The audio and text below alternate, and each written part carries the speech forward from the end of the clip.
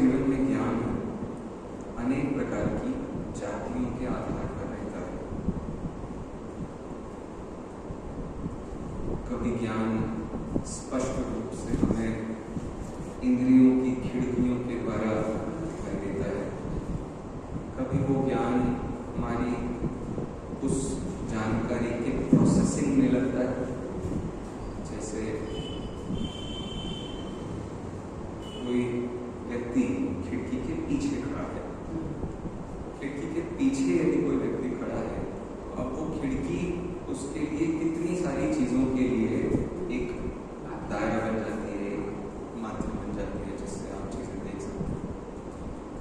अब दिक्कत क्या होती है? कुछ लोग समझते हैं कि वो खिड़की ही ज्ञान है, कुछ लोग समझते हैं खिड़की ज्ञान नहीं है, लेकिन सामने जो पदार्थ है वो नहीं होगा तो फिर हमें ज्ञान कैसे होगा? तो वो पदार्थ ही ज्ञान है। और हम यहाँ क्या कहना चाह रहे हैं? भाई पीछे खड़ा आदमी वो ज्ञान है, खिड़कियां ज्ञान नहीं हो सकती है। तो खिड़कियां कौन है? वे तो इंद्रियां हैं, इंद्रियों से ज्ञान नहीं होता है। ज्ञान तो उसके पीछे बैठी आत्मा, बैठा आत्मा करता है। आत्मा पुल्लिंग शब्द है। तो आत्मा ही सारे जगत के सारे पदार्थों को जानता है। अब वो जानना किन किन प्रकारों से होता है उसके अपने बहुत सारे रूप हैं। ठीक है, तो जनरली आप देखो तो एक तो हमारे अधिकतर जिंदगी उन इंद्रियों से जाने गए पदार्थों में ही बीतती है। मतलब डेली दुकान जाना, डेली अपना खान पान करना, डेली अपना दुनिया भर को देखना, पढ़ना, किताबों से दिमाग लगाना, ये सब साधारणतया हम इंद्रियों के ही माध्यम से करते हैं। लेकिन समझदार वो लोग होते हैं जो इंद्रियों के प्रयोग को छोड़कर इंद्रियातीत को देखने का प्रयास करते हैं। तो ऐसा होता है, सब लोग सेम बिजनेस कर रहे हैं, सपोज कपड़े का बिजनेस 100 लोग कर रहे हैं, लेकिन 100 के 100 लोगों की कपड़े के बिजनेस की समझ एक जैसी तो होती नहीं। उसमें जो अंतर पड़ रहा है वो अंतर पड़ रहा है किसने उस विषय को कैसा ग्रहण किया, किसने उस विषय को समझने के लिए कितना प्रयास किया। तो अब क्या समय सार पहली बार गुरुदेव ने पढ़ा था? बिल्कुल नहीं है। समय सार कितने लोगों ने पढ़ा है? आप थोड़ा ही इतिहास पीछे खोजने जाओ तो समय सारी कहते थे। किनको समय सारी कहते थे? किसको किसको? कौन चुल्लक जी? शीतल प्रसाद जी। शीतल प्रसाद जी ब्रह्मचारी शीतल प्रसाद जी को समय सारी कहा जाता था। उन्होंने समय सार पर कोई काम नहीं किया, एक लाइन भी नहीं लिखी होगी, लेकिन दिन भर समय सार के गीत गाते थे। मतलब ऐसे कोई गीत भी नहीं गाते थे लेकिन जब चर्चा करो तो समय सार की बात करें, जब चर्चा करो तो समय सार की बात करेंगे।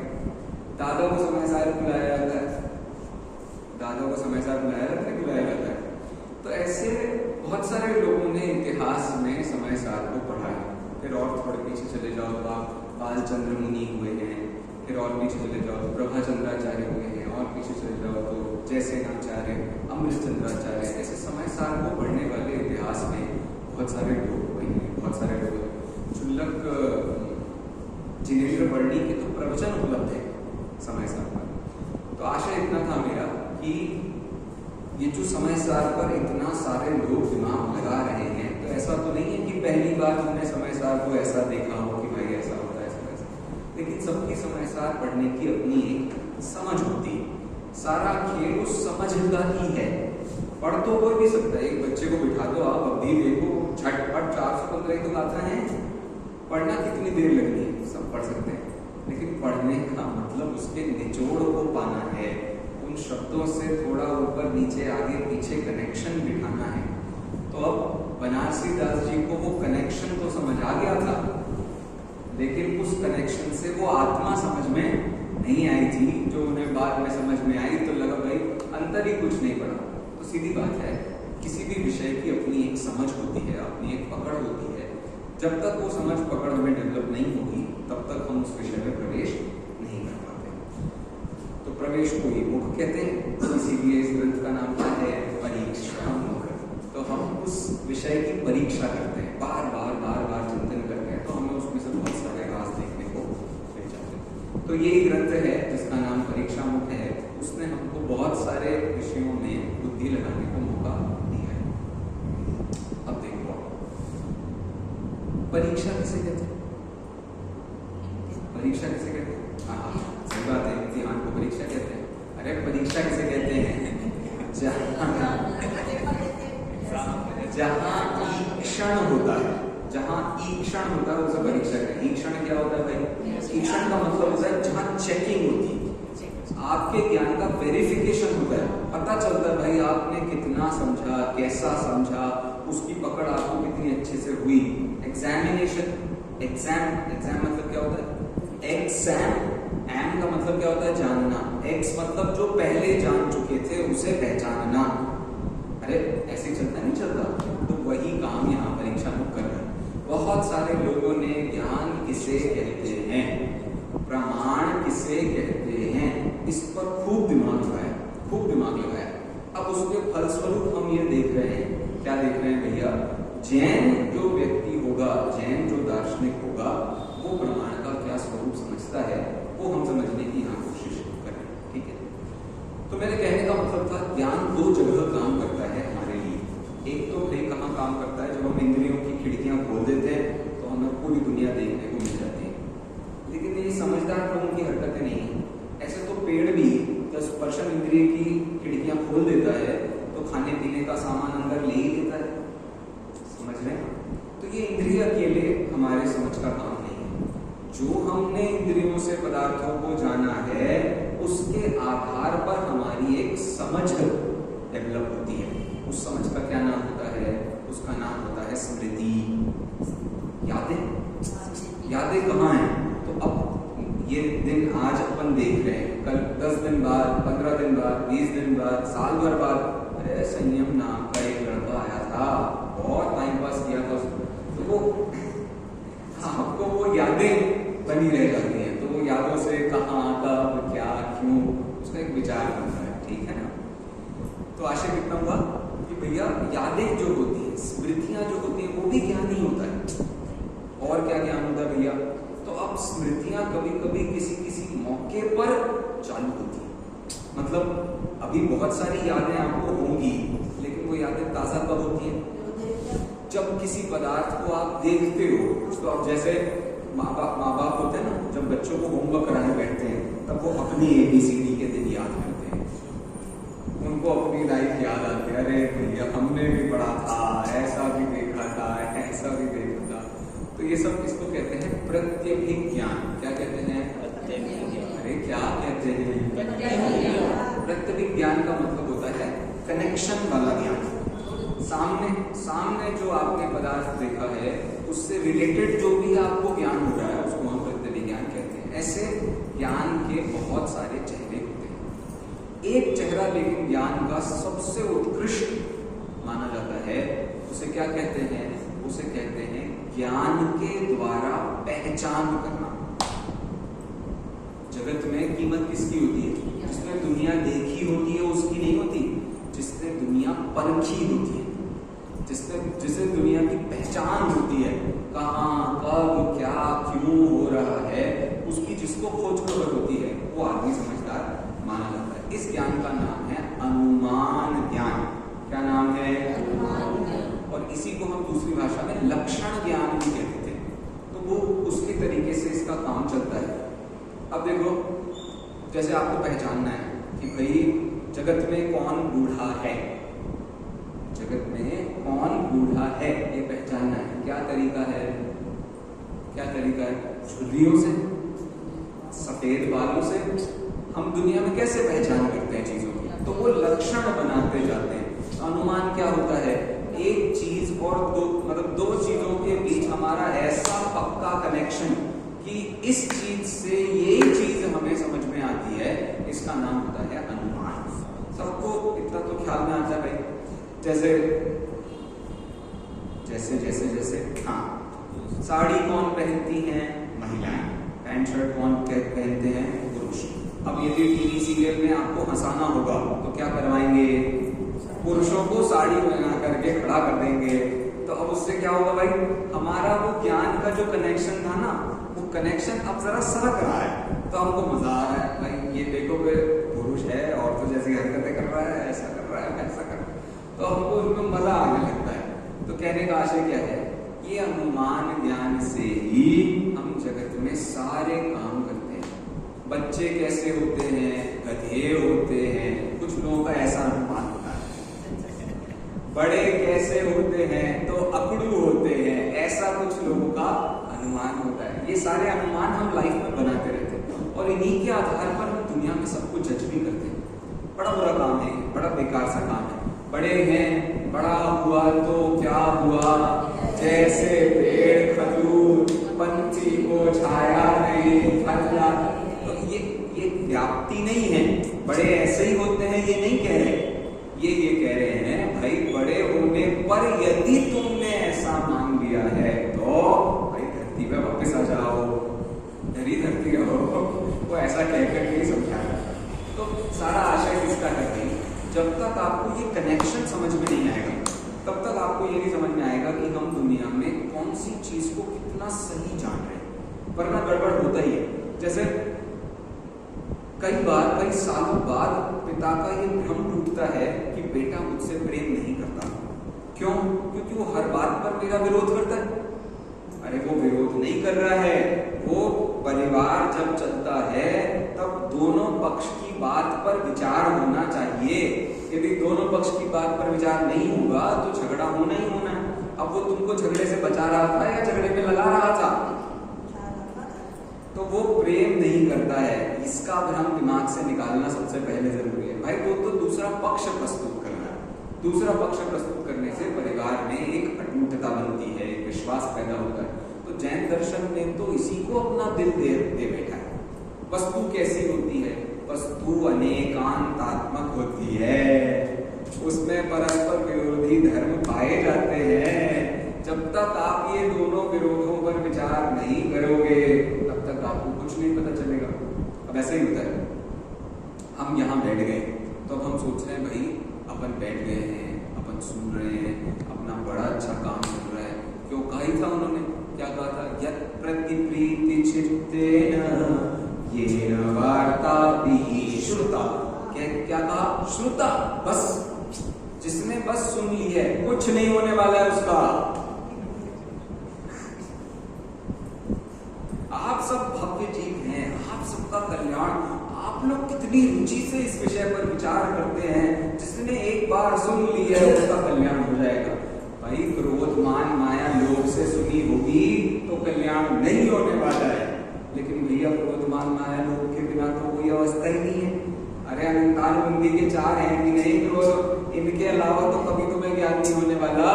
तो आशय ये है तीव्रता में, क्रोध मान माया लोभ की तीव्रता में यदि आपने काम किया होगा तो आपका कल्याण नहीं होने वाला। इसीलिए बहुत अधिकतर लोग ऐसा काम बहुत करते हैं। 10 लक्षण में हम कंपटीशन कराएंगे, 10 लक्षण में हम पैसे बंटवाएंगे, 10 लक्षण में हम बड़े बड़े गिफ्ट्स देंगे। ये लोभ देके तुम सामने वाले के ज्ञान को सिर्फ मंदाई कर रहे हो, सामने वाले को समझदार नहीं बना रहे। क्यों? लोभ से कभी जीवन में समझदारी नहीं आती है। तो भैया आप गिफ्ट्स क्यों दिलवाते हो, बंद क्यों नहीं करवा दिया आपने पहले? अरे मंदे गिफ्ट है वो, तो केवल एक जनरल घर जाके देखेगा, लड़का छोटी सी डिब्बी है उसमें, चलो वो अपने काम भी क्या आएगी, मम्मी के काम आएगी। मम्मी क्या करेगी, 4000 टॉफी रख देगी उसमें, है क्या। तो धीरे धीरे करके रुचि का परिवर्तन हो जाए और रुचि का परिवर्तन दिखने लगे, ये ही मुख्य उद्देश्य होता है। इसके अलावा और कोई उद्देश्य नहीं। लेकिन आप समझ लेना, यदि ये लोभ आज इतना सा दिया जा रहा है तो कल इतने लोभ से बच्चों को समय सार याद करवा दिया जाएगा। तो समय सार तो याद बहुत लोगों ने कर लिया, अब उनमें से समय सारी कितने हैं। तो वो विचार करना, उसका चिंतन करना, मनन करना, वो हमारा लक्ष्य था।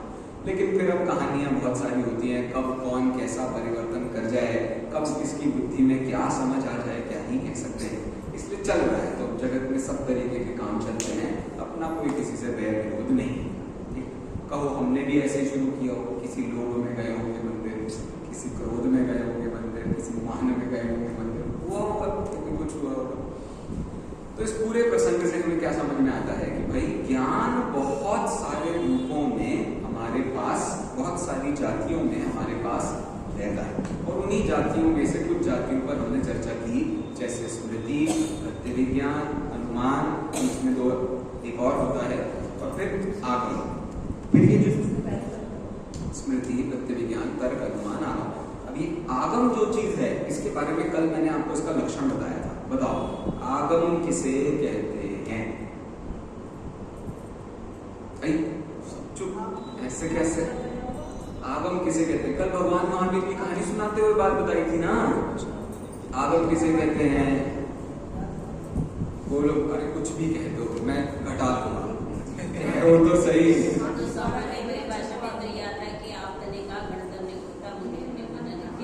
बस अभी पुरानी याद है, नई स्मृति अभी बनी नहीं है।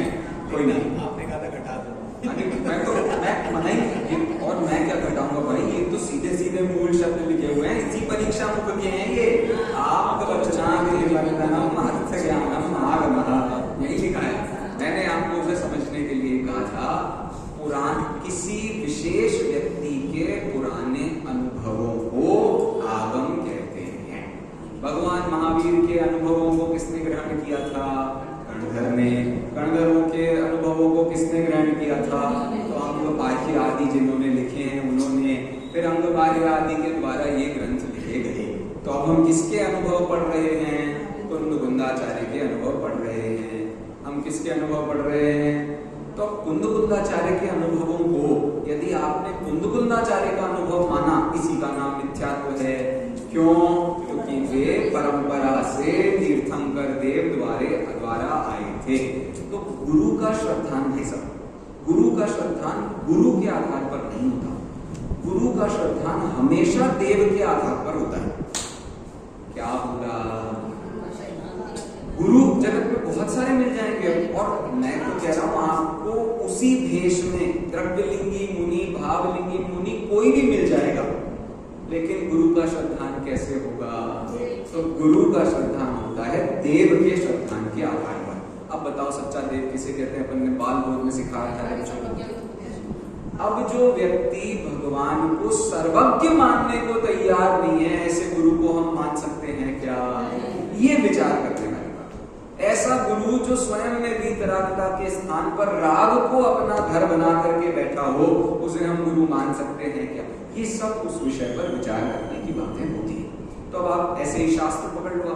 ऐसे शास्त्र हो गए यदि आपके कि भैया पहली लाइन में तो लिखा था आत्मा मलिन होती है, और अंतिम लाइन में लिख दिया आत्मा तो शुद्ध होती है, ये झगड़ा को कैसे सॉल्व करोगे भाई? ऐसे ग्रंथ किसी काम के नहीं है। तो भाई तुम्हारे समय साहब में तो खूब लिखा है।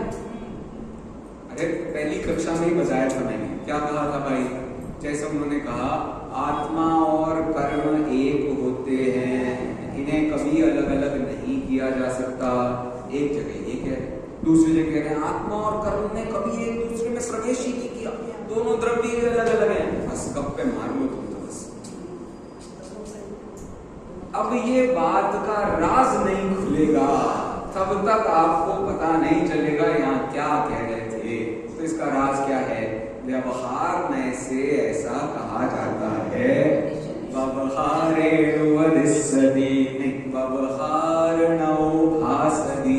जीवो देहो यहवरिखलु एको 27 में लिखा है, नवुनिच्छयस जीवो देहो यकदावि कट्टो। मतलब जीव और देह एक होते हैं। व्यवहार में से जीव और आत्मा, जीव और देह एक नहीं हो सकते हैं निश्चय नहीं से। अब शरीर और आत्मा एक होते हैं, कैसे होते हैं? अब वो बच्चा है इतना छोटा सा, तुम उसको भूख लग रही है, खाना खिलाने की जगह भेद विज्ञान करा रहे हो। नहीं बेटा शरीर और आत्मा अलग है। भैया अभी नहीं उसमें बुद्धि आई है इस बात को समझने की। लगे तू गधा है, तुझ में बुद्धि नहीं है। खाना यहाँ से खाते हैं, यहाँ से खाते हैं। वो इतने 2-2 साल के बच्चों को चिल्लाते हैं, मेरे बिल्कुल साइंस में समझ में नहीं आया कुछ भी। भाई तुम स्ट्रेस्ड आउट हो, उसका प्रॉब्लम निकालो बॉडी पर, थोड़ी एक्सरसाइज करो, थोड़ा प्राणायाम करो, थोड़ा योगा करो, इतना ही गुस्सा आ रहा है तो बच्चों पर निकाल, उनकी बुद्धि पर लगा करके क्या मिलेगा, वो उस पर तो कोई फायदा नहीं होने वाला, वो पैरी हो जाएंगे कल को तुम्हारे खुद चिल्लाने। ऐसा बिल्कुल प्रत्यक्ष में हुआ। मेरी बहन मतलब एक कजिन बहन को अपने उनका जो पहला बच्चा हुआ था वो बहुत परेशान होती थी उसके चक्कर में, बहुत उसने उसको सुनाया, 2-3 साल तक उसको बड़ी गालियां दी। अब वो बच्चा दूसरा हो गया, अब दूसरा बच्चा बड़ा हो गया है, वो 2-3 साल का हो गया है, तो अब वो ये जो पहली वाली है वो 5-6 साल की हो गई। अब वो उसको डांट के बताती, तो उसके समझ में आया मैंने क्या किया। लेकिन उस बच्चे के तो जीवन के 4 साल खराब हो गए। अब फुचकारा हो तो क्या, जब चिड़िया चुग गई उम्र, मतलब कोई फायदा नहीं है। आप कितना ही दिमाग लगा लो, आपको समय बीत गया। जिस समय वो कॉग्निटिव एबिलिटीज को ग्रहण कर सकता था, उस समय उसने एरोगेंस ग्रहण करना शुरू कर दिया, तो अपने आप ये दिक्कत खड़ी हुई है। तो इस पूरे प्रसंग से मुझे कितना बताना था, भैया ज्ञान हमारे पास बहुत सारे अलग अलग रूपों में पाया जाता है। अब जो रूप आपको समझ आ जाता है, हम उसमें जीना शुरू कर देते हैं। उसी रूप को समझने के लिए अभी हमने 2 सूत्र पढ़े हैं कि ज्ञान सच्चा कौन सा होता है। 2 सूत्रों का जल्दी से हम एक बार रिविजन करते हैं, फिर आगे बढ़ेंगे, ठीक है। चलो, इस ग्रंथ को हम क्यों पढ़ रहे हैं भाई साहब? इस ग्रंथ को क्यों पढ़ रहे हैं? क्योंकि आप 10 लक्षण में आए थे। क्योंकि आप बताइए सर, बोलिए ना, आप सही बोल रहे थे। ज्ञान सच्चा कौन सा होता है? ये जगत में सबसे पहले ये हमारे को बहुत ज्ञान हो गया है। देखो कितने साल हो गए, अपने को बहुत सारा ज्ञान हो गया है। अब वो ज्ञान में से लेकिन चक्कर कैसे निपटारा किया जाए, कौन सा वाला ज्ञान सही, कौन सा वाला ज्ञान गलत। अब सही गलत मत करो, अभी जितना लिया है आपने, मैं उस सबको सही मान रहा हूँ, लेकिन सही मानने पर भी उसमें कैटेगरीज का डिफरेंस तो होगा भाई। कौन सा व्यवहार नय से सही, कौन सा निश्चय नय से सही, कौन सा निश्चय नय में भी साक्षात शुद्ध निश्चय नय से सही। कैटेगरीज हैं, परसेंटेज हैं, सब में अलग अलग श्रेणियां हैं। तो अब हर ज्ञान को आप हर तरीके से बिल्कुल ये सब परम शुद्ध निश्चय नय का विषय ऐसा ग्रहण नहीं कर सकते आप। हर ज्ञान में एक लेवल होता है। तो दिक्कत कहाँ आ जाती है? उभयाभासी के साथ दिक्कत वहां आ जाती है, जो बात परम शुद्ध निश्चय नय की थी वो लगाई व्यवहार नय में। मतलब मैं परम शुद्ध आत्मा हूं, मेरे अंदर कोई भी भेद नहीं पाया जाता। कौन से नय का कथन है ये? परम शुद्ध निश्चय नय का कथन है। मैं ज्ञान स्वभावी हूँ। ये कौन से नय का विषय है? ये है अनुपचरित सद्भूत व्यवहार नय का विषय। दिक्कत कहाँ हो जाती है? हम इस परम शुद्ध निश्चय नय की जगह उस ज्ञान को अपना स्वभाव मान करके ज्ञान की प्रवृत्ति में समय बिताते रहते हैं। चलो अब 1 घंटा ये पढ़ेंगे, चलो अब 1 घंटा ये पढ़ेंगे, चलो अब 1 घंटा। दिक्कत क्या हो गई? परम शुद्ध निश्चय नय के विषय में तुमने व्यवहार नय लगा दिया। कौन सा वाला? सद्भूत अनुपचरित व्यवहार नय। दिक्कत कहाँ हो गई? अब आपने ज्ञान को और आत्मा को भेद कर दिया। आप वो इंद्रियों से पदार्थों को जानने को ज्ञान समझने लगे, और इसी का नाम ज्ञान स्वभाव है। प्रॉब्लम समझ में आई आपको? तो ये जब चक्कर इधर से उधर मिक्स हो जाता है, इसी का नाम उभयाभास है। अब एक बार आपने नए चक्र पढ़ लिया और आपको निश्चयाभास, व्यवहाराभास, उभयाभास लगाते नहीं बना, तो दिक्कत हो जाएगी। अब मैं आपसे कहता हूँ भाई, ये 3 ही आभास नहीं होते, 4था भी आभास होता है। उसका नाम क्या है? उसका नाम है अनुभयाभास। एक निश्चयाभास, एक व्यवहाराभास, एक उभयाभास, एक अनुभय। अब पंडित जी भाई नई नई बातें लेके आते हैं, ये तो टोडरमल जी के भी कान काट रहे। अरे मेरा ऐसा कोई आश्चर्य नहीं है। आप देखो, आप पढ़ना तो आप पंचास्तिकाय में भी इसका वर्णन किया गया, मैं नाम ले रहा था कल। दूसरा शुद्ध भवन दीपक नय चक्र नाम का एक ग्रंथ है, उसके भी 3रे अध्याय में जब आप पलटाएंगे तो आपको वहां भी ये प्रकरण मिल जाएगा। अनुभयाभास का प्रकरण वहां भी लिखा हुआ है। तो आशा मेरा इतना सा कहने का था भाई, हम या तो निश्चय को ही अपना जीवन समझेंगे और सारा का सारा काम व्यवहार में करेंगे, या तो हम व्यवहार को ही जीवन समझेंगे और उसी के आधार पर अपनी पूरी जिंदगी को, निश्चय को छोड़कर व्यवहार में लगने का काम करेंगे। हम दोनों का काम करेंगे, लेकिन कहीं कहीं कुछ का, कहीं कहीं कुछ का, लेकिन जहां जो लगाना चाहिए उसको वो नहीं लगाएंगे। योगाभ्यास, अनुभवाभास क्या होता है? हम तो जगत में ऐसे पदार्थ का ज्ञान करेंगे जहां कोई अपेक्षा ही नहीं है। पंडित जी आप तो बिना अपेक्षा वाला ज्ञान दो। बिना अपेक्षा के वचनों की कोई प्रवृत्ति ही नहीं होती है, वो तो अभेद आत्मा का अनुभव है, और वो भी किसी न किसी नए का विषय होगा ही होगा। तो विषय नए का है, हमें उसे नए द्वारा विषय नहीं करना है। दोनों में अंतर समझ आता है? विषय तो नए का है, लेकिन हमें उसे विकल्प पूर्वक चिंतन करके, मनन करके, मैं तो आत्मा का ध्यान आज करके ही जाऊंगा, आज कुछ हो जाए आत्मा, ऐसे आत्मा का ध्यान होने लगा। भाई रास्ते चलते आपको आत्मा का ध्यान हो सकता है। ये उस धारणा में पहुंचाने की बात चल रही है। उस धारणा तक यदि आप नहीं पहुंचे तो आपको उस अभेद आत्मा की अनुभूति नहीं हो सकती।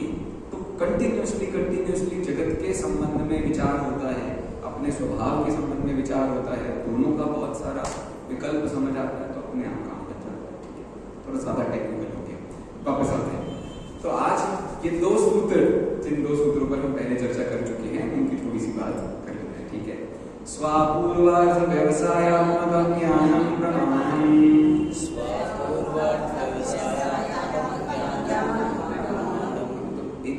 कितने हो गए? 4-5 दिन हो गए एक ही सूत्र को, तो वो तो फटाफट बोल ही सकते हैं। एक बार फटाफट बोल लेते हैं।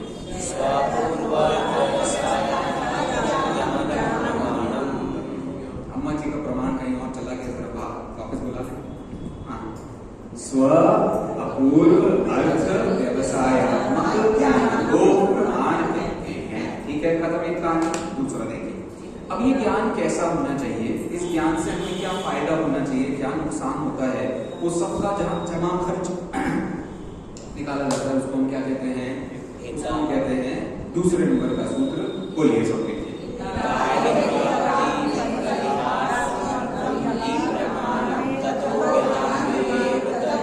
हित प्राप्त परिहार समर्थन हित प्रमाणम ततो ज्ञान में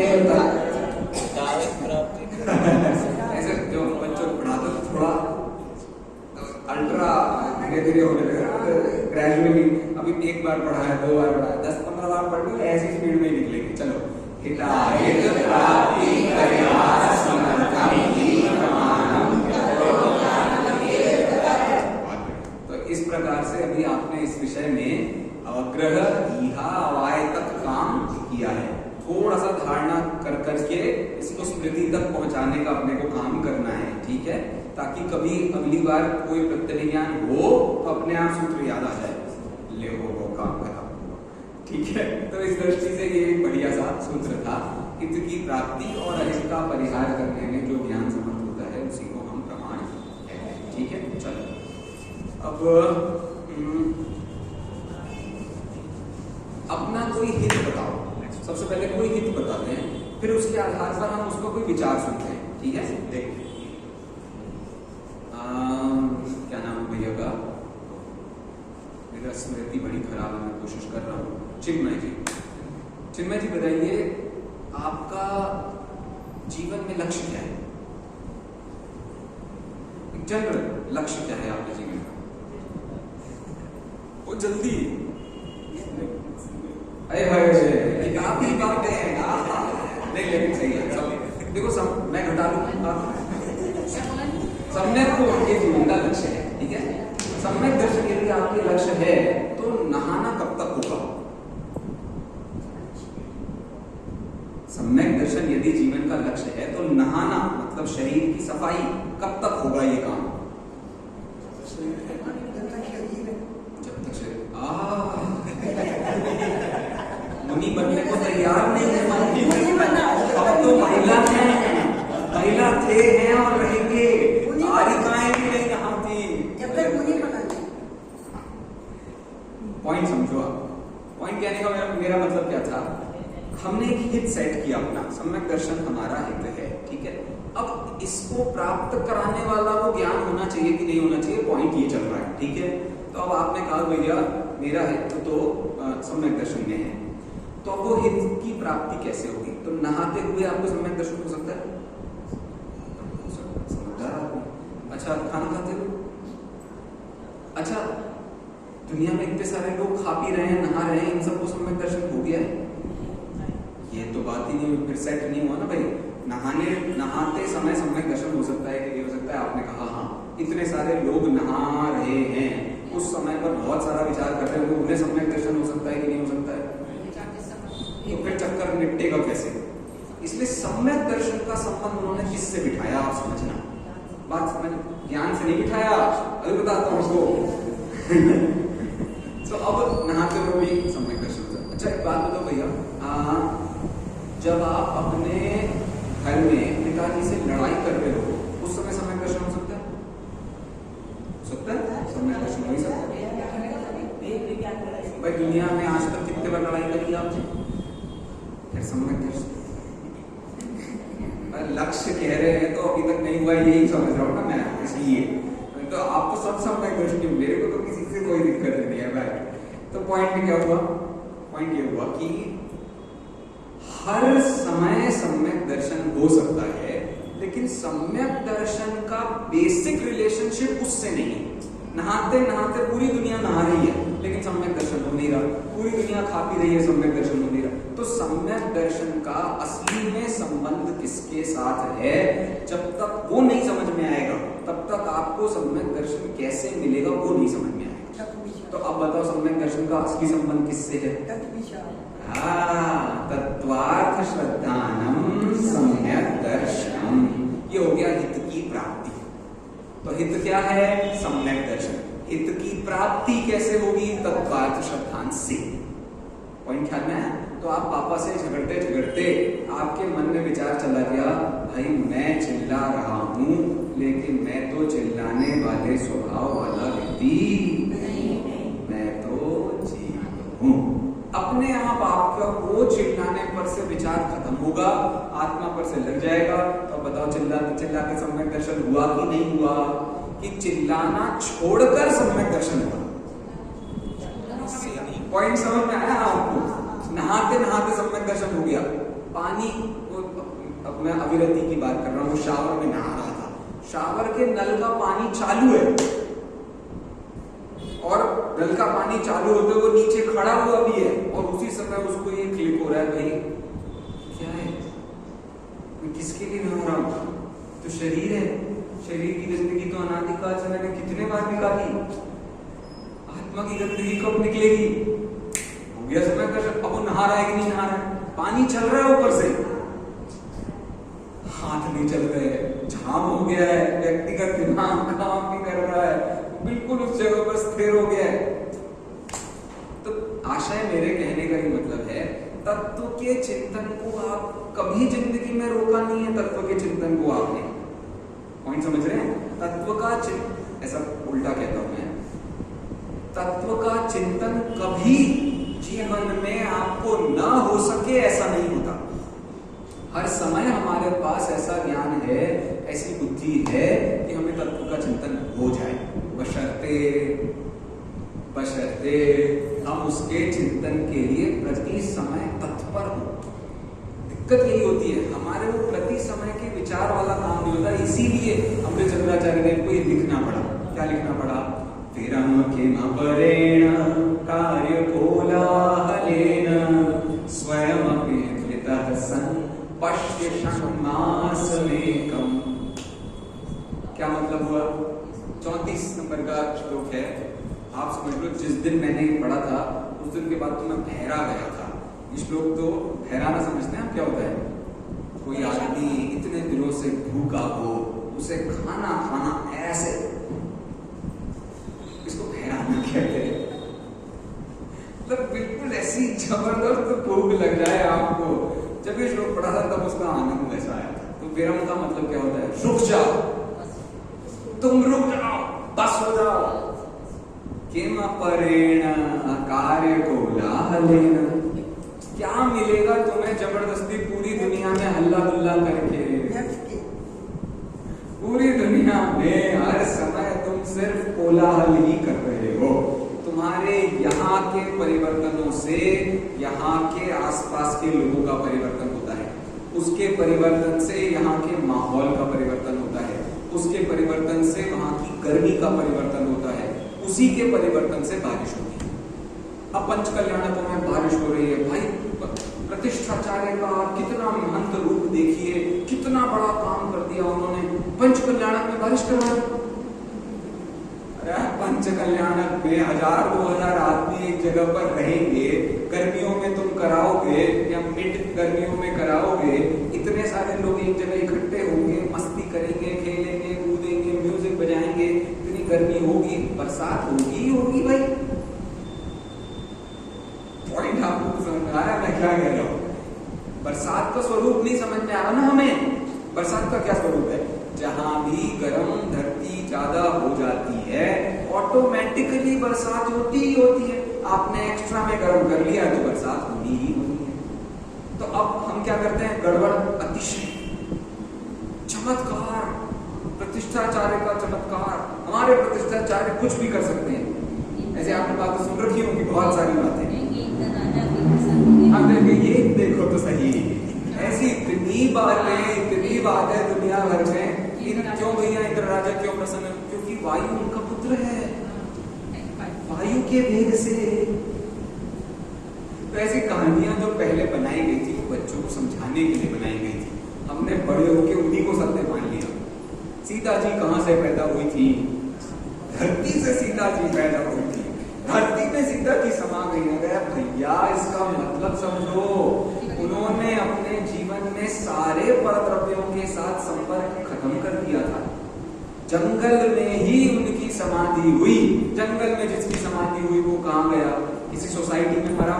नहीं मरा। किसी की गोदी में मरा? नहीं मरा। उनकी अगले दिन सुबह सीधी लाश मिली तो धरती में समा गई, खत्म हो गई। लेकिन क्या कोई ऐसे धरतियों में समा जाता है? शाम को बात करेंगे इस विषय पर बड़े विस्तार से, आराम से। भाई सत्य किसे कहते हैं? हम सत्यता की पहचान कैसे करें? तो सीधा सा लॉजिक हुआ, आपको यदि सम्यक दर्शन अपना हित होगा तो आपको तत्वार्थ श्रद्धानिधि सम्यक उस हित की प्राप्ति करा सकता है और अहित का परिहार कर सकता है। अहित का मतलब मिथ्या दर्शन, संशय, विपर्य, अध्यवसाय, इन सब चीजों का नाश हो जाएगा, अपने आप आपको उसकी प्राप्ति हो जाएगी। तो जगत में जितना भी अतत्व श्रद्धान है या तत्व का अश्रद्धान है उसे छोड़ दो, अपने आप आपको तत्व का श्रद्धान हो जाएगा। अतत्व का श्रद्धान मतलब जो दुनिया में है ही नहीं, जबरदस्ती उस पर दिमाग लगाए जा रहे हैं। मैं तो पेंटिंग बनाऊंगा, ऐसी पेंटिंग बनाऊंगा जो दुनिया में कभी किसी ने देखी नहीं होगी। भाई निकलेगी तो तेरे दिमाग में से, और तेरे दिमाग ने सोच ली होगी, भूतकाल तेरे दिमाग ने सोच ली होगी तब तो वो बनी है। इसका मतलब वो ज्ञान जगत में हमेशा से अवेलेबल था। तो जब लोग पेंटिंग कंपटीशन जज करने जाते हैं और उस बंदे से पूछते नहीं है कि तुमने ये क्यों बनाया, तो मुझे समझ में आता है भाई अभी जज को जज बनना नहीं है। क्योंकि कोई भी पेंटिंग कचरा हो सकती है, कोई भी पेंटर कचरा हो सकता है, अभी उसको ड्राइंग करना नहीं आया, लेकिन थॉट प्रोसेस कितनी इंपॉर्टेंट होती है। सोच बड़ी हो तो आदमी क्या ही नहीं कर सकता है। आज पेंटिंग में कलर्स में रुचि आई है, कल को वो दुनिया का सबसे बड़ा पेंटर बन सकता है। लेकिन तुमने कभी वासना के प्रेमियों की पेंटिंग्स को तो तुम दुनिया में सबसे महान मानते हो। जिस आदमी, जो बच्चा बिल्कुल पेंटिंग नहीं जानता है, हमारे पाठशाला के बच्चों से पेंटिंग बनवाओ आप, पता चले आपको भाई कि आदमी की सोच कहाँ है। इसलिए ऐसी कंपटीशन इसलिए नहीं कराई जाती है बच्चों का दिल बहलाना है। आपको इससे बहुत हद तक पता चलता है कि बच्चों का दिल कहाँ जा रहा है, उनकी सोच कहाँ जा रही है। ऑटोमेटिकली आप धीरे धीरे उस सोच को पकड़ के उनकी संज्ञाओं पर काम करते हुए उनको कुछ बोध दोगे, बच्चे ऐसे ऐसे बन जाएंगे। आप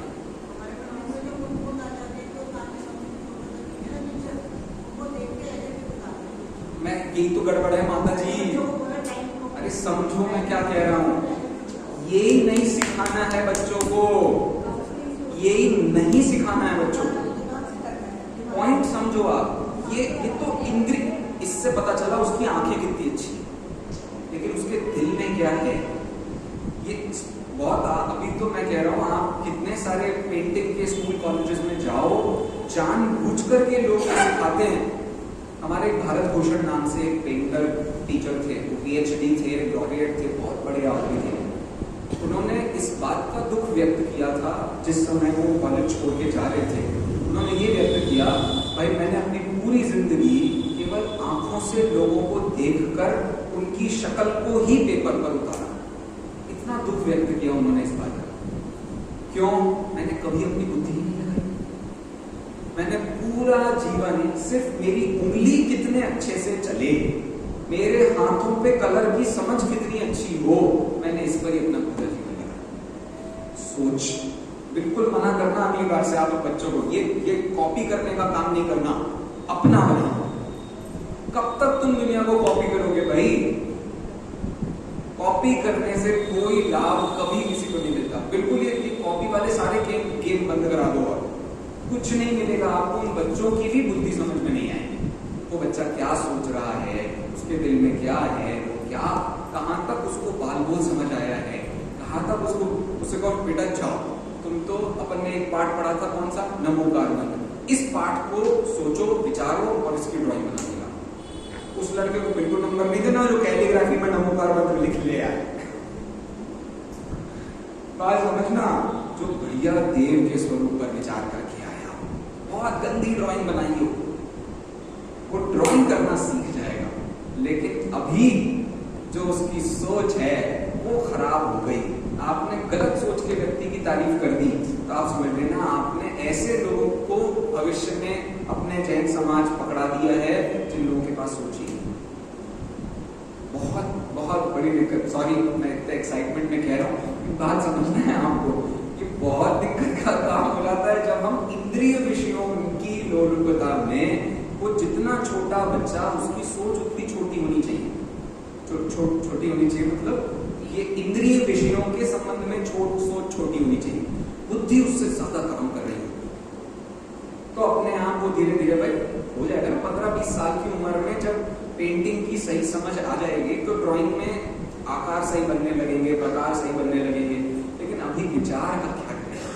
विचार शून्यता तो अपने आप व्यक्ति को बिल्कुल ओझिल बना देती है, बेकार बना देती है। ठीक है, वापस आते हैं। तो आपको ख्याल है कि हित की प्राप्ति से कितनी बड़ी बात आचार्य देव ने यहाँ कह दी है।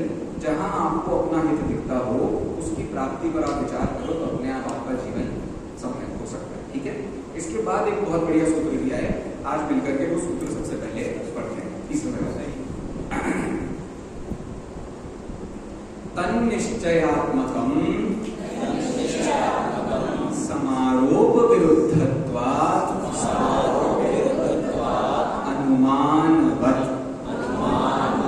ऐसे तन्निश्चयात्मकम् समारोप विरुद्धत्वात् अनुमानवत्। बढ़िया ना, थोड़ा संस्कृत में वो घुस के लिखा होगा, मैंने तोड़ के आपको समझाने की कोशिश की है। चलिए बोलिए पापा जी।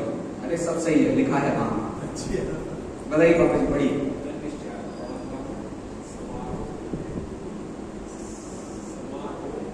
विरुद्धत्वात्, बहुत बढ़िया, बोलिए सर जी। अरे 1 मिनट में आ जाएगा, बोलो। क्या नाम है आपको? क्या नाम? क्या? अक्षत, अक्षय, ओके, पढ़िए प्लीज। तन्निश्चयात्मकं समारोप विरुद्धत्वात् अनुमानवत्। ये वो सिद्ध शब्द के उच्चारण में जिन भी गड़बड़ होती है उनको यहाँ भी गड़बड़ होती है। देखो कैसे बोलते हैं, सिद्ध, आगे जो आने वाला ना द, उसको पहले से ही बोलना शुरू कर दो आप।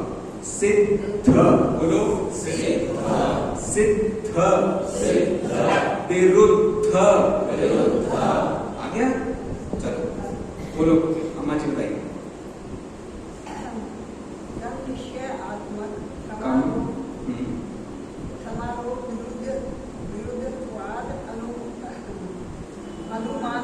अरे पढ़िए मम्मी जी।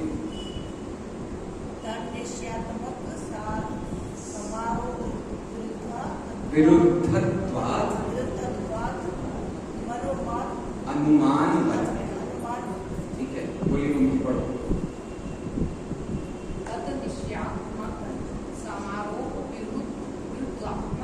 विरुद्धत्वात्, बहुत बढ़िया। नीचे पिंक साड़ी में, अच्छा हाँ मैंने बोली बोली।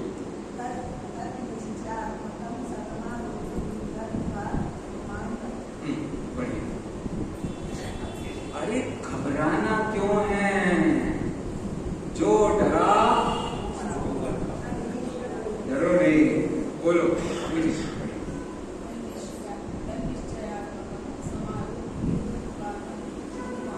बहुत बढ़िया, पढ़िए।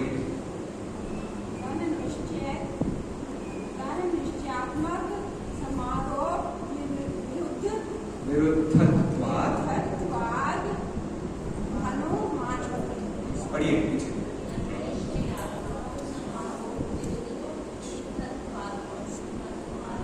शाबाश, बहुत बढ़िया।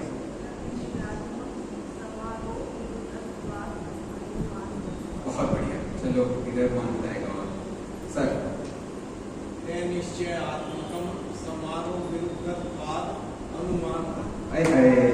वो डिग्री आता अब दिख गया है।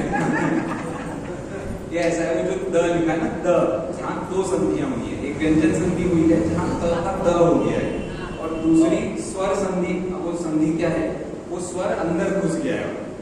आधा त है तो त का द हो गया, तो आधा द, और उसमें अ घुस गया है तो द पूरा बन गया है।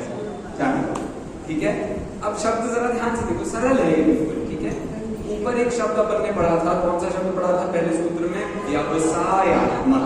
क्या मतलब बताया था मैंने आपको व्यवसायात्मक? ज्ञान हमेशा व्यापारशील होना चाहिए। जहां आपको ज्ञान का व्यापारशीलता नहीं पकड़ में आएगी तब तक आपको कुछ नहीं पकड़ में आएगी। जैसे इसके लिए उदाहरण देते हैं, रास्ते पर अपन जाते हैं, रास्ते पे कितनी चीजें देखने को मिलती है, हजारों लाखों चीजें रास्ते पर होती है। अब भाई जो नीचे देख के चल रहा है उसको नहीं मिलेगी, तो ऐसे उसको सब दिख जाएगा। तो अब दुनिया में आपको कितनी सारी चीजें देखने को मिल जाएंगी, हजारों चीजें आपको दुनिया में देखने को मिल जाएंगी। अब ये जो हजारों चीजें आप दुनिया में देख रहे हो, क्या सारी की सारी जब आप घर बैठ के याद करते हो तो याद आ जाती है? लेकिन याद आ भी जाती है कई बार। जैसे अपन उसी रोड पर जिंदगी भर से चल रहे हैं तो अपने को पता होता है ना, भाई ये बोर्ड है, ये बोर्ड पर ये शब्द लिखे हुए हैं। कितने सारे लोगों को भाई यही याद रहता है। क्या याद रहता है? ये बोर्ड 1990 में पहली बार लगा, 2000 में इसका कलर ग्रीन से पिंक हो गया। मैं कह रहा हूँ भाई क्या कर रहे हो तुम, सच्ची में लोगों के पास दूसरा काम नहीं है, वो यही मन लगा रहे, उनका और दूसरी जगह काम नहीं। तो कई विद्वानों के साथ भी ऐसा होता है, उनका मन कहाँ लग रहा है, एक लाइन यहाँ लिखी थी, दूसरी इससे ही मिलती जुलती लाइन वहां लिखी है, इसी से मिलती, इससे सम्यक दर्शन का कोई संबंध नहीं है भाई। ये तो केवल शब्दों का कनेक्शन हुआ, एक जगह की लाइन दूसरी जगह चिपकाई, दूसरी जगह की लाइन तीसरी जगह चिपकाई, भैया अल्लाह का प्रवचनकार हो गया। तो वो आशय क्या हुआ भाई, लाइनों से इसका संबंध नहीं है। मतलब जिसको किताबों, जैसे आपको कलर्स में रुचि है, किसी को शब्दों में रुचि है, शब्दों की रुचि से उसने एक ग्रंथ पढ़ लिया, उसमें फिर दूसरा पढ़ लिया, फिर तीसरा पढ़ लिया, पहले से दूसरे में शब्दों का कनेक्शन बिठा लिया, दूसरे से तीसरे में शब्दों का कनेक्शन। लेकिन इन सबसे आत्मा का कनेक्शन का क्या करेंगे?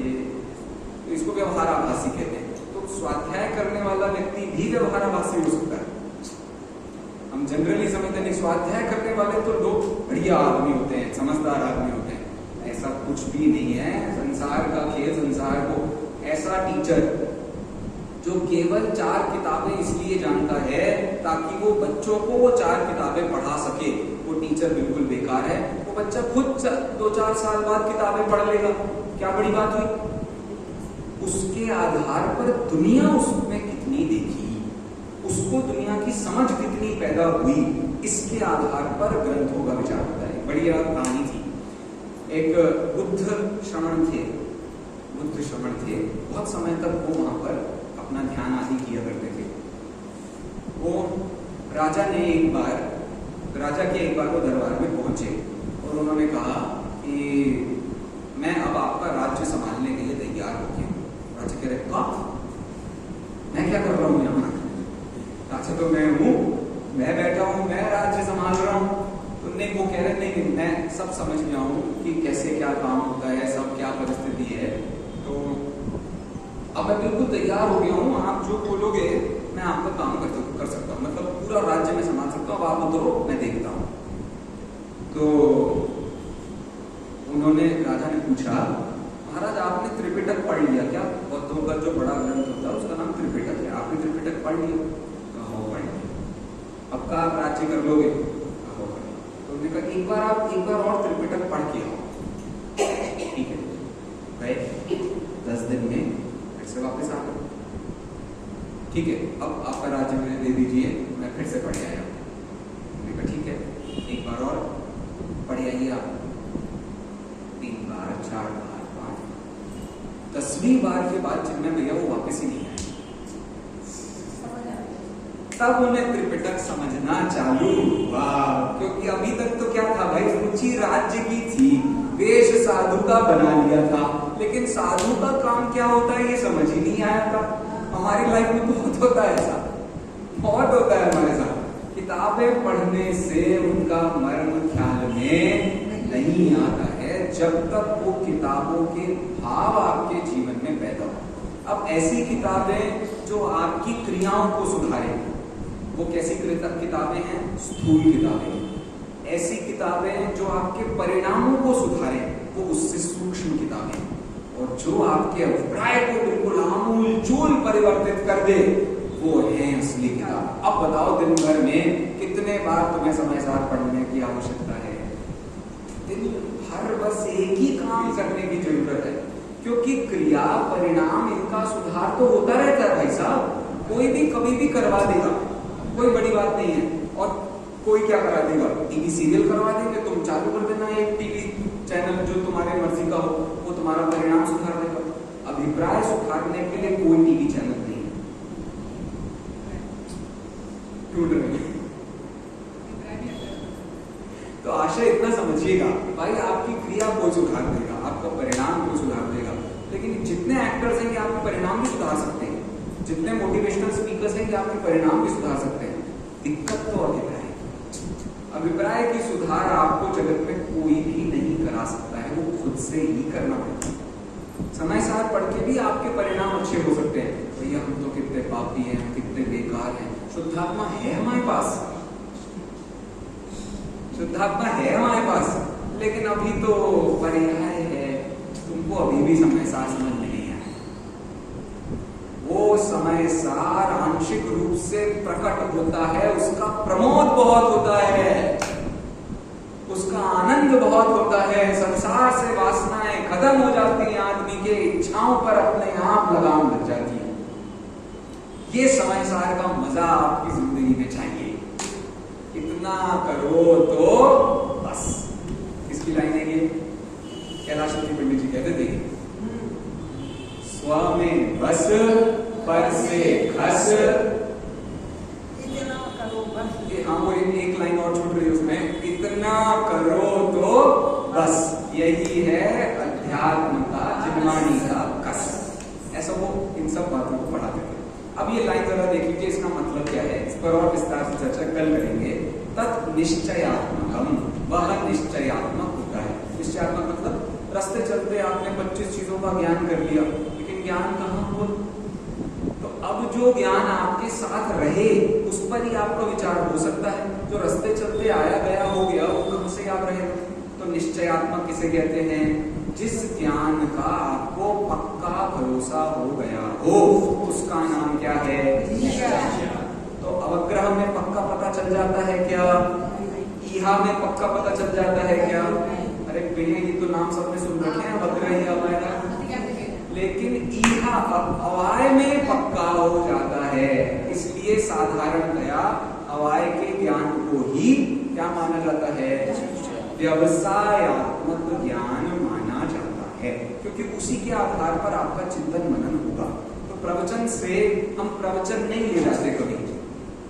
1 घंटे का प्रवचन होता है, हार्डली एकाध आदमी होगा जो पूरे 1 घंटे का प्रवचन साथ लेके गया होगा। साधारणतः हम क्या लेके जाते हैं? कोई एकाध लाइन, कोई एक आध बात, इसलिए भैया आपसे बाद में पूछते हैं ना बराबर बराबर करके कह देते ना आपको कि भैया क्या सीखा हमने, एक लाइन क्या सीखी, 2 लाइन क्या सीखी, तो वो विचार करने वाली बात कितनी सी थी, इतनी सी बात थी। क्या बताना है? निश्चयात्मक का मतलब वो होता है जो ज्ञान हमारे साथ रह जाए, जिस पर हम प्रोसेसिंग कर सके, जिस पर हमारा मंथन हो। जो ज्ञान आया गया हो गया, उस ज्ञान का कैसे पता चलेगा? पॉइंट ख्याल में है? तो निश्चयात्मक मतलब पक्का होना चाहिए, झूठा नहीं होना चाहिए, पक्का। निश्चयात्मक पक्का होना चाहिए। फिर अगला शब्द क्या लिखा था? समारोह। समारोह का क्या मतलब होता है? तो जहां पर कोई भी आरोपबाजी नहीं हो, ऐसे ज्ञान को सच्चा कहते हैं। आरोपबाजी का क्या मतलब होता है? संयम भैया ने 1 घंटे का प्रवचन किया और आप लोगों ने उन्हें गाली नहीं दी ना, भैया बिल्कुल सही प्रवचन हुआ है। यदि मेरे किसी बात से आपको कोई संशय खड़ा हो जाए, कहा ऐसा कह रहे थे कि ऐसा कह रहे थे, ऐसा होता है कि ऐसा, इसको कहते हैं समारोह। जहां मैं पढ़ा रहा हूं शुद्धात्मा, तुम घर लेकर के जा रहे हो अशुद्धात्मा, ये क्या हो गया? विरुद्ध समारोह। पढ़ाया भैया आज पूरा 1 घंटा, इतना बढ़िया प्रवचन चला, इतना बढ़िया प्रवचन चला, कुछ नहीं समझ में आया। इसको क्या कहते हैं? इसे कहते हैं अनध्यवसाय। सुना और भूल गए। सुना तो ऐसा होता है ना, कई बार एक शादी होती है अपने घर में, अब बताओ आपके बाकी सारे कामों में आपको कुछ याद नहीं रहता, ब्रश कर लिया हो ना तो भूल जाते हैं आधे घंटे बाद ब्रश किया था कि नहीं किया था। पूरे टाइम दिमाग कहाँ काम कर रहा है? शादी शादी। अरे जाना नहीं करना है, अपनी लड़की की शादी है, कहाँ दिमाग पूरे टाइम? भैया वैसा है, ये है। तो जितनी भी आपकी क्रियाएं हो रही हैं उनमें कुछ मन नहीं लग रहा, तो पंडित जी का पूरा 1 घंटे का प्रवचन कहाँ गया? अनध्यवसाय में गया। तो किसने कराया अनध्यवसाय? तो निमित्त के कारण इसलिए ज्ञान नहीं होता, पर ये आपको कभी कुछ नहीं दे सकते। हम जो घर ले जाते हैं वो हमारे साथ रहता है। आप यदि संशय घर ले गए ना सर, संशय आपके साथ रहेगा। यदि आप विपर्य घर ले गए तो विपर्य आपके साथ रहेगा। अनध्यवसाय घर ले गए, भैया कछु कई थी, आओ अच्छी बात है तो कह रहे थे, कछु कछु अनध्यवसाय घर ले जाओगे आप, चलता है, चलने दो, इतना ऐसा ही होता है। अब जितना समझ में आ गया भैया, ज्यादा दिमाग लगाओ आप, मतलब तुम बिल्कुल दिमाग मत, तुम आत्मा की अनुभूति करो, बस कुछ मत करो इससे, ठीक है। तो इस प्रकार से इस विषय में हमने इतना सा समझा, जो भी ज्ञान हम करते हैं उसे व्यवसायत्मक अर्थात निश्चयात्मक होना चाहिए। यदि वो पक्का नहीं हुआ तो कच्चे कच्चे ज्ञानों से आपको कभी कुछ मिलने वाला नहीं है। कच्चे ज्ञान कौन कौन से होते हैं? 3 ज्ञान कौन से कच्चे ज्ञान? समारोह का मतलब होता है कच्चा ज्ञान, ठीक है। कौन कौन से 3 हो गए? संशय, विपर्य, अनध्यवसाय। संशय का जल्दी से एक उदाहरण बताइए। अरे ये सीप भी है, ये चांदी भी है, ऐसा होता है। इंद्रिय के भोग मधुर विष समलापन्यमयी कंचन काया। अरे वो लाइन है जिसमें मृग मरीचिका का उदाहरण था, मृग तृष्णा का, मृग मरीचिका का उदाहरण था ना, इसी श्लोक में पीछे मृग तृष्णा के पीछे सुवर्ण का सलाह कण-कण को जीवन कर लेगा। मृग सम मृग तृष्णा बिल्कुल सही। तो मृग तृष्णा क्या होती है? संशय। कौन सा संशय? भैया ये बालू है या पानी है? संशय। तो ये संशय हो गया। विपर्य किसे कहते हैं? बिल्कुल उल्टा ही पकड़ में आ जाए भाई। पंडित जी बता रहे थे शुद्धात्मा, ले गए घर अशुद्धात्मा। हम तो पापी हैं, हम। पंडित जी कह रहे नहीं तुम अंदर से शुद्धात्मा, नहीं हम तो फिर भी वाले सारे पापी हैं। फिर भी मैं भी तो फिर भी के ही कारण प्रवचन शुरू किया था मैंने। मुझे नहीं पता दुनिया अशुद्ध आत्मा है, मैं खुद अशुद्ध आत्मा हूं। लेकिन जब मैं कह रहा हूं सोच अशुद्धता की होगी तो अशुद्ध बने रहोगे, सोच शुद्धता की होगी तो जब पूरा प्रवचन मैं ही फिर भी में कर रहा हूं तुमको और फिर भी कर रहे हो क्या और अनंत व्यवसाय क्या होता है? कुछ ज्ञान होना ही नहीं, कुछ हुआ था, कुछ हुआ, हम गए थे, हाँ कुछ तो हो रहा था, हाँ कुछ तो, हाँ प्रवचन कुछ तो, हाँ भक्ति कुछ तो, हाँ मंदिर कुछ, सब कुछ तो के नाम पे जिंदगी बिता देते हैं, बिल्कुल दिमाग लगाना नहीं है। इसको क्या कहते हैं? अनध्यवसाय। ऐसे कच्चे ज्ञान आपकी जिंदगी में कभी आपको भरोसा नहीं दिला सकते हैं। कौन सा ज्ञान पक्का? तो अनुमान ज्ञान को पक्का ज्ञान कहा जाता है। अभी मैंने आपको अनुमान किस पर लगा के दिखाया था? सम्यक दर्शन पर। सम्यक दर्शन लक्ष्य है हमारा, लक्षण क्या है? तत्वार्थ श्रद्धा। इसको कहते हैं अनुमान।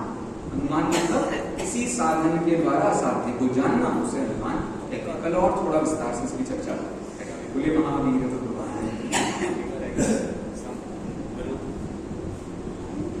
तो कच्चा ज्ञान का जो विरोधी होता है, कच्चा ज्ञान बता दिया यदि उसका जो विरोधी है उसको कहते हैं विरुद्धत्वाद अनुमानवत, अनुमान के समान। जैसे अनुमान एक पक्का ज्ञान होता है, उसमें आपको कोई संशय नहीं होता, कोई विपर्य नहीं होता।